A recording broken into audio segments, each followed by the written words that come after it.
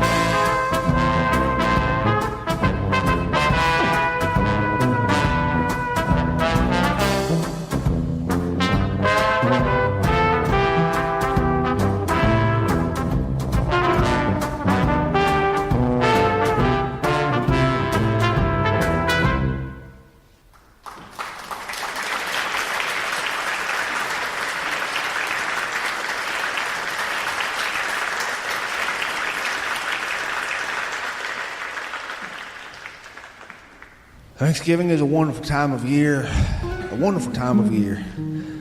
Probably my favorite because it's the time of year when nothing is to be accomplished on the agenda for the family but eating. Eating, it's a marvelous occupation to have in life, just to eat. To eat so much food that your pancreas starts to shut down and you release too much hormone in the body to digest the food so that you develop diabetes. I love this holiday more than I love the rest. My mother used to make a large spread of food, and we would eat from this table. She always had guests over. My mother never had a straight Thanksgiving without lots of guests. And I can remember one year when I was eating so much food that I had to go outside of the driveway and hold my stomach and lean forward. And I tried to vomit, but nothing would come up. And the dog was sitting next to me staring at me. He was looking upward saying, "I don't mind eating it the second time around." I went back inside, I remember, for seconds. And while I was dishing up, my aunt came to me and she had a big old glass jug of white whole milk. She said, "This is from the cow down the street. Would you like to have some?" She poured it into a little white glass and she gave it to me. This stuff was so rich, it left a mustache on your mustache. But nothing is more important than Thanksgiving, of course, than family. Family gathers around the table. They gather around the table and they all tell lies to each other. Tell lies about their successes and their triumphs and their failures. For what is a family if not a big group of people who love each other and are experts at telling lies to one another around special event tables? I love this time of year when we can all get together and find the things that make us common instead of the things that separate us. And I love this time of year when we can all get around a big old spread of food and hold hands and bow our heads and say those 5-word prayers that old men have been saying since the beginning of time. Dear Lord, make us truly grateful. Make us truly grateful. Because after all, what is this life about if not for gratefulness, if not for enjoying the life that you have with gratitude? And of course, this holiday for me is about having a family that is crazier than a pack of sprayed roaches. And I've written this song in honor of that family that we all share in common. I call this the Thanksgiving song. Now, Maestro, if you please. Thanksgiving is the time of year when the family gathers around, when people pretend to love the ones who visit from out of town. Husbands watch the TV screen, the wives slave behind a stove, and nobody seems to know where Grandpa is. So Grandma checks the GPS app on her phone. Thank you, Lord, for giving me the things I need, the sun and the rain and the apple trees. The Lord's been good to me. You chased Grandpa through the neighborhood and you found him on someone else's porch.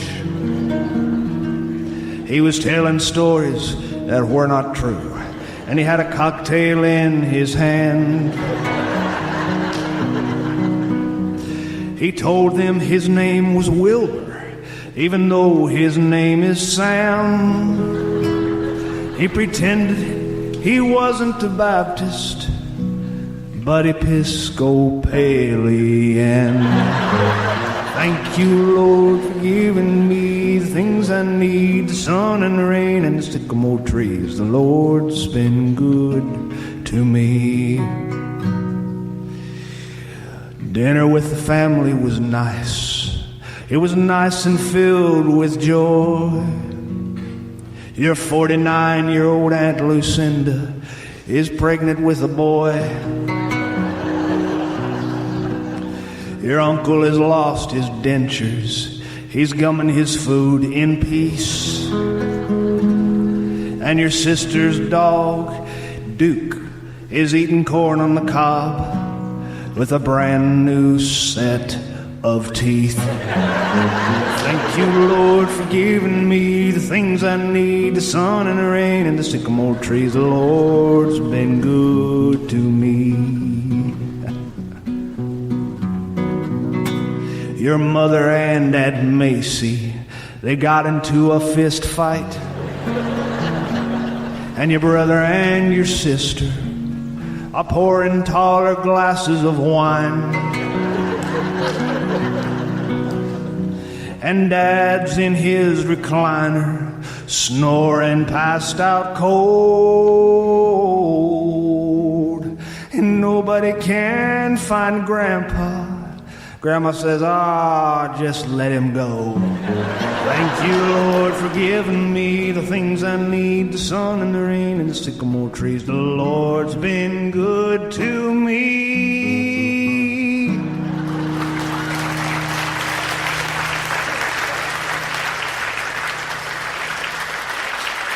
Thank you very much. I appreciate it. Thank you very much. Let's have another tune here from this wonderful brass band. Toe check, everybody. Toe check.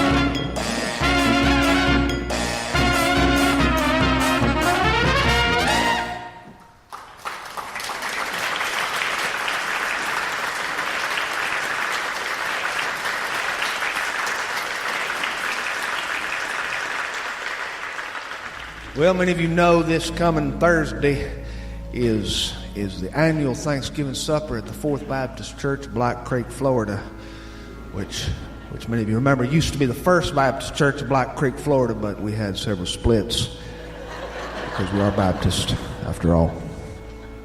This year's supper is made possible by a sizable donation made by Bill Donahue at Bill Donahue Ford dealership. Where are you, Bill Donahue? Stand up.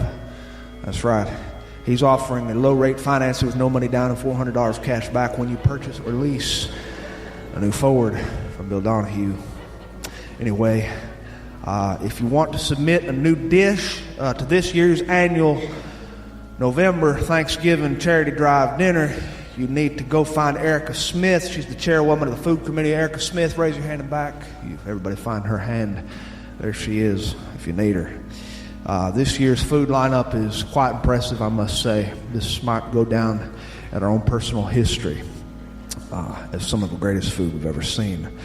We've got chicken cheese casserole by Mary Ann Washburn. Where are you, Mary? Good to see you, honey. We've got chicken cheese with rice casserole by Arlene Coffey. We've got chicken rice casserole without cheese by Ada Ryerson, and rice casserole with cheese but no chicken by Lou Madison. And of course, we have cheese casserole with no rice or chicken by Mary Randall, and we have a casserole with no chicken, cheese, or rice by Randy Adams. We have Squirrel de Fantastique. Miss LaWanda Sue made that. Also made by Miss LaWanda Sue is sauteed possum with river shallots. Fried green tomatoes by Sister Sharon Daniels. Oh, I do love me some of them. Fried green pickles by Sister Sharon Daniels. Fried green celery stalks by Sister Sharon Daniels. And fried green M&Ms by Sister Sharon Daniels. Deep fried green watermelon rinds by Sister Sharon Daniels, and deep fried green apple cores by Sister Sharon Daniels. Deep fried pastishes of Better Homes and Garden magazines by Sister Sharon Daniels, and deep fried green ham. We've also got the congealed salads. We've got ham and egg salad with green food coloring by Miss Rachel Albertson, and jello salad with extra mayonnaise and extra peanut sprinkles, as requested last year by the pastor. Amanda Ronalds made that. God bless you, Amanda. Also on the potluck line, back by popular demand, are the tiny crustless cucumber sandwiches about the size of a pocket-sized matchbook. They provide no nutritional value for growing boys, but look pretty, by Sister Catherine Johnson. And now we're coming to my favorite part of the buffet lineup. My favorite part. In my mind, I sense some legends are going to be made this year. Some real strong contenders. We've got fried chicken by Sister Lucinda Adams. Fried chicken by Sister Arnetta McPhee Briers. Fried chicken by Edna Ann. Fried chicken by Sarah Kate. Fried chicken by Sandra Lee Sue Ann May Zechariah Jacobs III. We've got fried chicken by Sherry McCookerson. Fried chicken by Barbara Ornetta. And fried chicken by Kate Cushion. And ladies, if you've brought fried chicken this year, please, we ask that you be respectful of your sisters in Christ, because this is not a competition over who could make the best fried chicken. Last year, I'm sure many of you remember that somebody ruined Miss Sandra Lee Sue Ann May Zechariah III's car by shoving a potato in the tailpipe. Now, I don't need to tell you that this is unchristian behavior, just like I don't need to tell you that whoever wrote the word adulterer on Sister Arnett's windshield and lipstick last year caused great distress and discomfort to Sister Arnett. Potato cheese casserole, Regina Wheaton. Potato cheese bacon casserole by Kathy Walker. Potato cheese bacon and onion casserole, Miss Debbie Wendell. Potato cheese bacon onion pepper casserole, Miss Amantha Drews. Potato cheese bacon onion pepper sausage casserole, Miss Serena Dirksen. And potato cheese bacon onion pepper sausage and chive casserole by Miss Perry Ann Stone Mason. Potato cheese bacon onion pepper sausage chive and turkey casserole, Miss Drella Ford. And potato cheese bacon onion pepper sausage chive turkey and cornflake sprinkle casserole by Miss Ann Wilson. And potato cheese bacon onion pepper sausage chive turkey and cornflake sprinkle casserole with Swiss cheese, Miss Rory Drapestemacher. For those of you who don't care for that, we have potato cheese, bacon, onion, pepper, sausage, chive, turkey, and cornflake sprinkle casserole with Gouda by Miss Lana Stations. Roasted raccoon thighs with mango chutney and walnuts, Miss LaWanda Sue again. All right. Turkey fritters, Yvonne Whiting, cornbread dressing, Georgia Tabman. We've got potato salad by Flossie Derrickson. Where are you, Flossie? God bless you. I love your potato salad. This year she's also making potato salad without celery, for those of you who don't want celery in your potato salad. She's also making potato salad without mayo or celery, for those of you who don't like either of those. And for those of you who are extra picky, she's also making potato salad without mayo, celery, or potatoes. And now for our desserts. For our desserts this year, we have some extraordinary variety. Things I think you're really going to appreciate. You want to come with your appetite ready. We have some good stuff. We've got pound cake by Sister Rachel Moss. Where are you, Sister Rachel? There she is. We've got lemon pound cake by Deidre Poughkeepsie. Sour cream pound cake by Francine Pondwater. Chocolate pound cake, Yolanda Lopez. Caramel pound cake, Uriah Gregory. Apple pound cake, butternut squash pound cake, brown sugar with caramel glazed pound cake, blueberry pound cake, almond pound cake, honey pound cake, mired pound cake, layered pound cake, mocha pound cake, orange, vanilla pound cake, pina colada pound cake, amaretto pound cake, pistachio pound cake, pumpkin pound cake, and lastly, avocado and ricotta cheese pound cake by Sister LaWanda Sue, who everybody, as it happens, just got released from the psychiatric ward last week. So remember to bring your canned foods for the children's food drive to the Thursday supper. All donations and proceeds this year will go to the Baptist Crusaders Against Beer Foundation. Special music that evening will be provided by Bill Donahue's daughter, Mary Donahue. And remember to visit Bill Donahue Ford dealership, who is offering a low rate financing with no money down and $400 cash back when you purchase or lease a new Ford. Hope to see you all there this Thursday. How about another tune here from Cho's Church, everybody? Cho's Church Brass Band.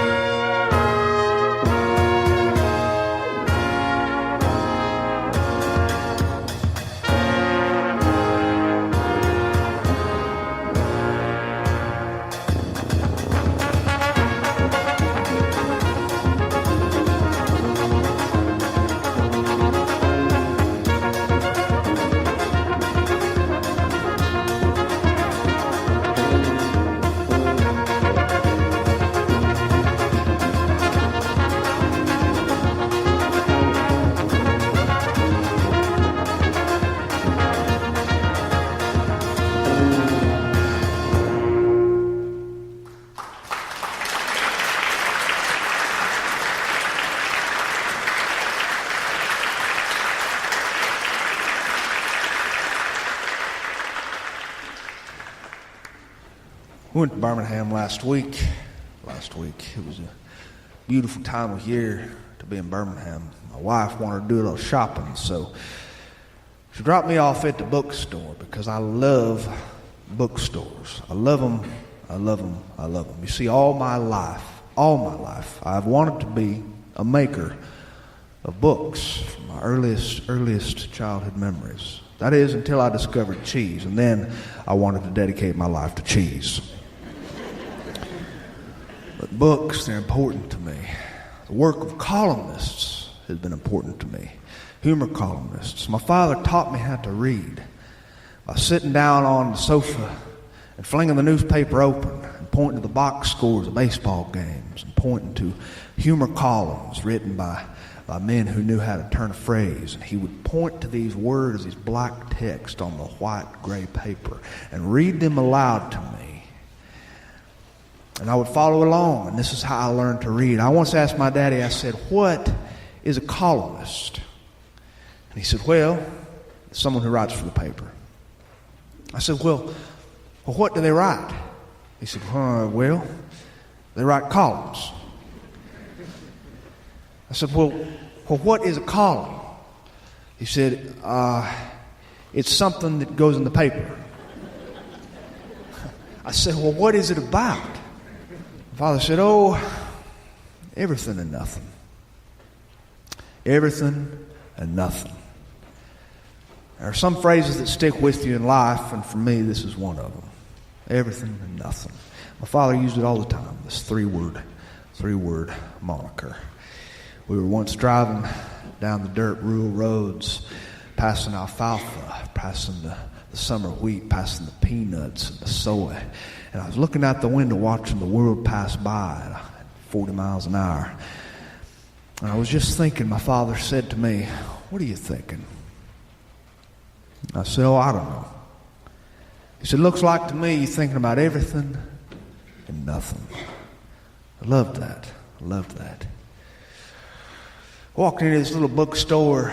The place was decorated for Christmas. There's pine garland all over the place, hanging from the ceilings and from the corners, and holly and ivy and berries and poinsettias. It's still November, but here in this part of the world, we decorate for Christmas a lot earlier than the other parts of the world, I think.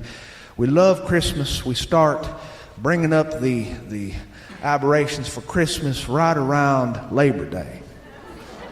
This year, I helped a man on the edge of our neighborhood hang his Christmas lights. He's 79 years old.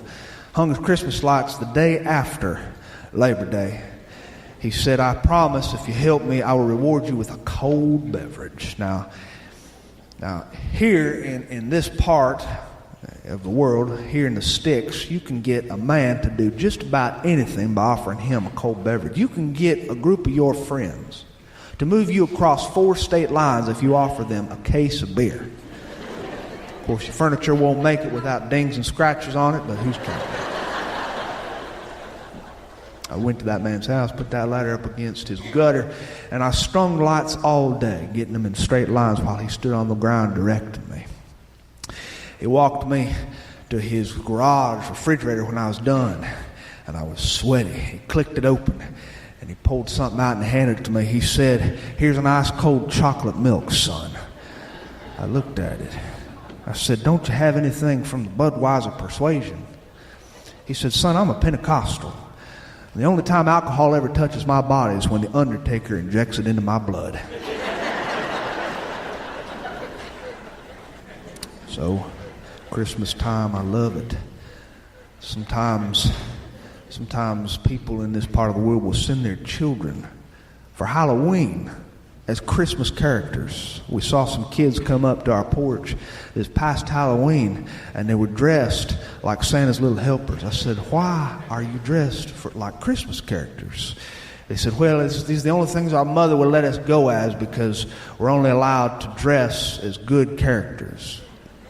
When I understand this, when I was growing up, a Deepwater Baptist, my mother would only let me go trick-or-treating as good characters. One Halloween I went as Superman. One Halloween I went as Sherlock Holmes. One Halloween I went as Billy Graham. And I'm not making this up. One Halloween, my mother sent me wandering the streets with a pillowcase dressed as Jesus Christ. She only allowed me to go as G and PG characters. Nothing else would do. She had dressed me that year in a bathrobe.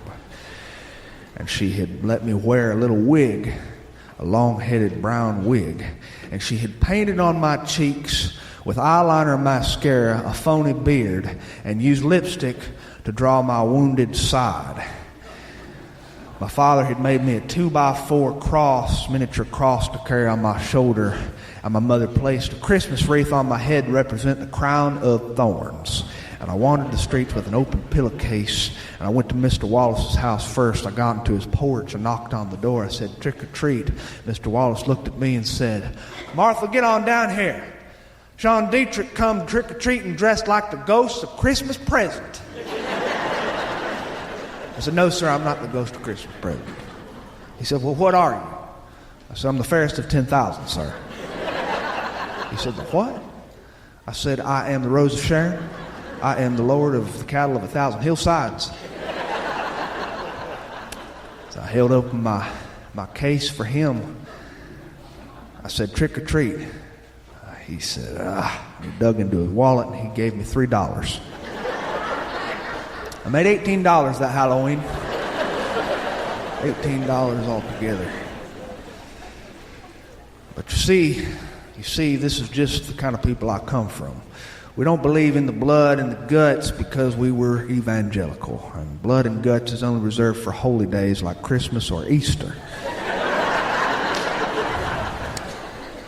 I walked through that bookstore toward the humor section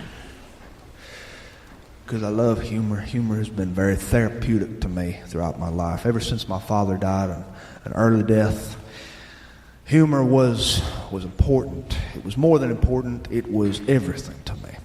You see, laughter feels good, and you need it when you don't feel good.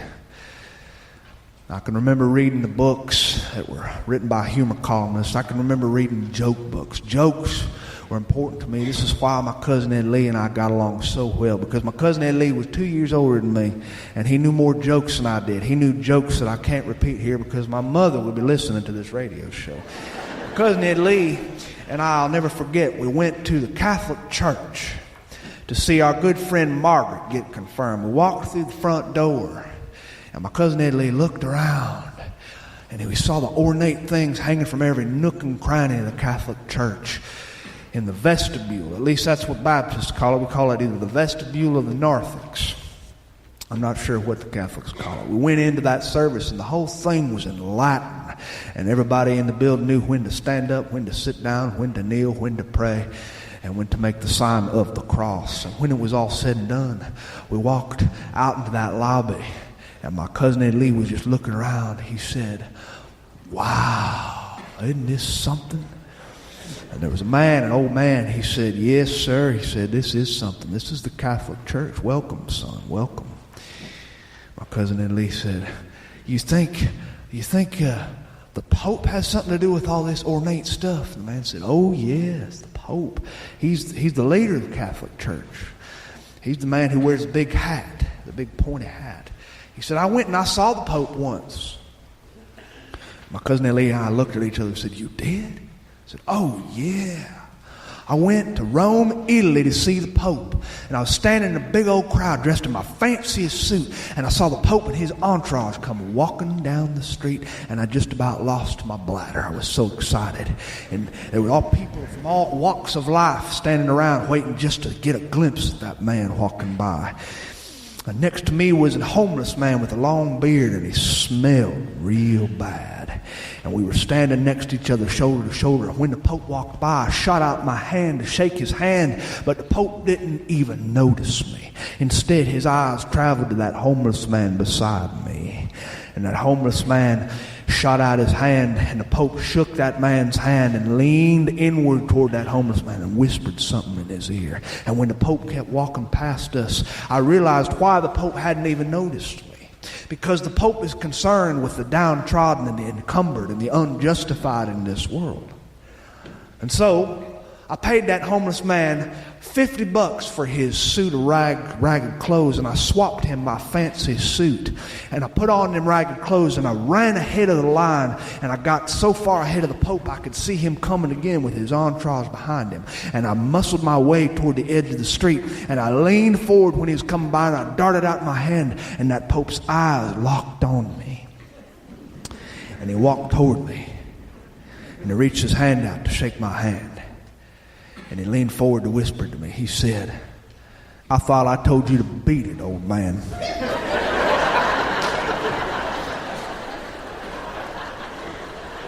My cousin Ed Lee and I laughed, and we laughed, and we laughed. It was a joke of the purest kind. It was one you didn't see coming. I'll never forget it right there in the center of the Catholic Church.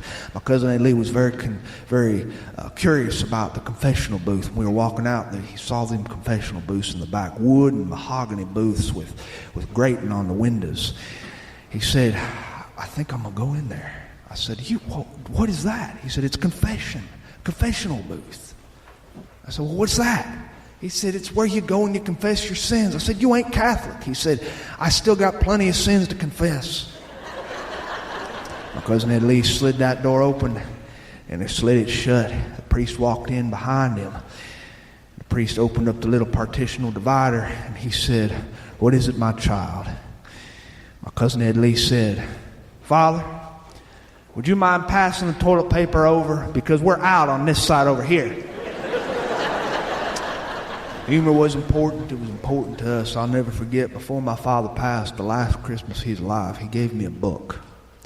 And it was a leather-bound book, crimson leather with gold leaf pages, gold writing on the side. It was a book with stories, humor columns written by Mark Twain, Will Rogers, and O. Henry. And I asked my father, I said, "What's this?" He said, "Oh, it's just a book about everything and nothing. I think you'll like it." And after he died, I read that book 4 times in 1 year, cover to cover, every single humor column. And I needed it at that time because my father died when I was a boy. And life changed for us. When I was in 7th grade, and I'm not proud to admit this, I dropped out of school altogether. I never attended 8th, 9th, 10th, 11th, 12th grade or any grade that comes after that. And it wasn't until I was a grown man that I enrolled in a community college, and I made up my high school classes, and I took college courses. I finished after 11 years, and I'm no doctor. But books, they were important to me all throughout this period of my life, this educationally lacking period. I educated myself, therefore I take the blame for all foul notions I behold. I read books so often that I started to talk like the things that I was reading. When I was with my friends, I would speak in sentences that were complete. Conversations don't always go in complete sentences. My friends thought I was crazy, but I was just a reader. I loved to read. I would read sometimes for 8 hours in a day, and that's no lie. I loved books. They got me through. And even when I felt like I was nothing compared to my friends who were in school, I felt a little less bad about myself because I knew that I read books. I read books. I wrote my first column ever when I was a teenager, shortly after my father died. I emulated the people that I respected, the humor columnists, and I wrote a column about Thanksgiving. I wrote about my crazy family and about my uncle who probably is a sociopath. I wrote about gathering together and about how your uncle lost his false teeth and how the dog's in the corner eating corn on the cob with a brand new set of chops. I wrote about your senile grandpa and about your mama and your aunt getting into a fist fight. It was a humor column. It was 500 words written on a yellow legal pad with a Bic pen. And I sent it in, snail mail, to a small local newspaper when I was finished. I trembled when I put that letter in the mailbox. My hand was trembling. And I checked the paper every daggum morning. Every morning. I'd open it, and I'd scan every page to see if my writing was in there. Big fat goose egg. They didn't run it. And I couldn't blame them. And I gave up altogether on the idea of ever seeing my words in print.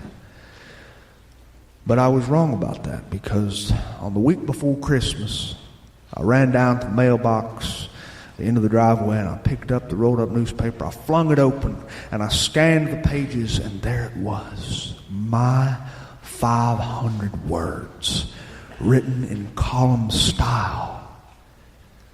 And there was my name in print, only it wasn't truly my name. You see, I'd sent in my work under a pen name. Because, after all, what if someone read it and they saw my name and they formed an opinion about me? It's brutally honest work to attach your name to anything you write. And so I'd used a pen name. I've been writing my column that I have been writing, that probably has introduced several of you here tonight, and maybe even some of you on the radio, to me for 4 years next week. 4 years.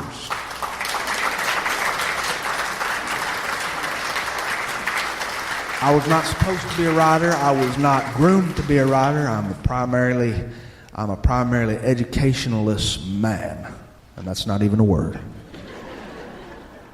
But I did manage to write some of my life down on the paper. And I guess I bear the name columnist officially now. But when I first started writing that column, I was going to write it under a pen name. I was going to write it under the name Bill Folds. It was either that or Seymour Butts.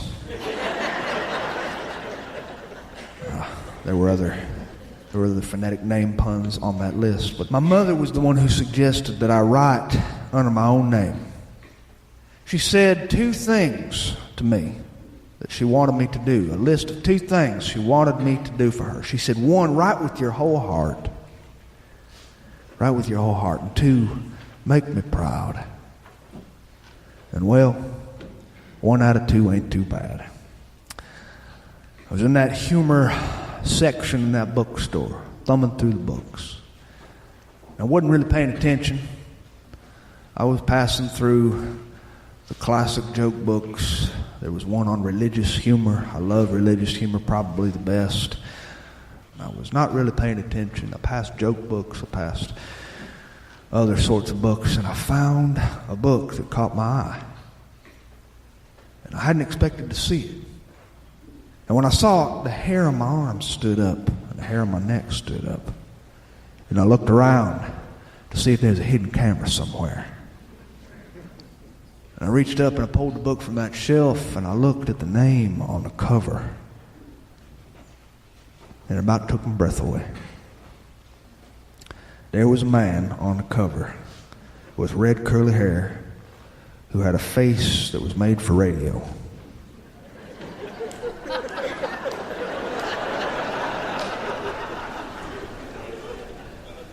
I walked that book to the cashier. I set it down, and she asked what all cashiers ask at the bookstores. She said, would you like to apply for a credit card, 10% off this purchase and no annual fees? I said, sure, why not? She said, great. Would you like to donate to the Children's Literacy Fund? It's only $4 plus the cost of a book, bringing it up to $24. I said, sure, why not? She said, okay, would you like to donate $10 to the animal shelter? It goes to a good cause. I said, why not? She said, would you like to take a survey? It gives you $1 off coupon in our coffee shop and 3 free sugar cubes. I said, bring it on. She said, would you like to enter in your email address? It'll give you enough daily junk email in your inbox to short-circuit Congress. I said, no thanks. And then she started to ring me up. And while I reached into my wallet to get my cash out to pay for this book, this overpriced book, she was looking at it. She said, I ain't never seen this one before. I wonder what it's about. Well, I didn't say much, but I could have told her what it's about. It's about a boy. About a boy who had a rocky life growing up, just like everybody else. Everybody gets the same amount, I believe, of hardship that leads them to exactly right where they are right now. It's about a boy who liked to read books that were funny. He liked words. He liked hooking words together to make complete thoughts. He liked the sound of laughter within himself, and if he couldn't get it out of himself, he liked the sound of laughter from others. It's about a boy with a cousin named Ed Lee and a mother who worked really hard to make that boy feel special in life. It's about a child who misses his father. It's about a dreamer. It's about a man who pieced together a mishmash education and somehow managed to write parts of his life down on paper. But really and truly, it's about more than that. And I told that cashier as much. I said, this book right there that you're holding, ma'am, it's about life. It's about everything and nothing. May you have a happy Thanksgiving this year. To you and yours, I wish you the very best of holidays. Thank you very much for having me this evening. It's been a wonderful pleasure.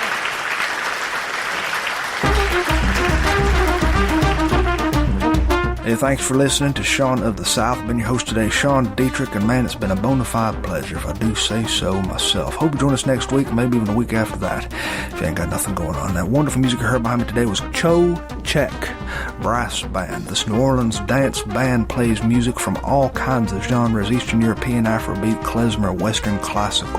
The Cho Check Brass Band sounds are inspired by acts all over the world, including Miles Davis, Rebirth Brass Band, and the traditional New Orleans dance music that reminds you of the sweaty South of days gone by. To find anything more about what they do, visit ChoCheckBrassBand.com, COCEK. And while you're there, I hope you take the time to download one of their albums, because it will be well worth your time. To find anything more about what I do, visit SeanOfTheSouthShow.com, and there you can find archived episodes dating back to our very first one all the way to the one you just heard today. While you're there, I hope you take the time to drop me a line, tell me about your birthday announcements, bar mitzvahs, wedding invitations, grandparents' anniversaries, and church potluck socials, and I'll do my best to read them over the air if I'm so inclined, because I love to do that sort of stuff for my friends. And speaking of friends, remember, this Thanksgiving, you didn't fight your way to the top of the food chain just to be a vegetarian.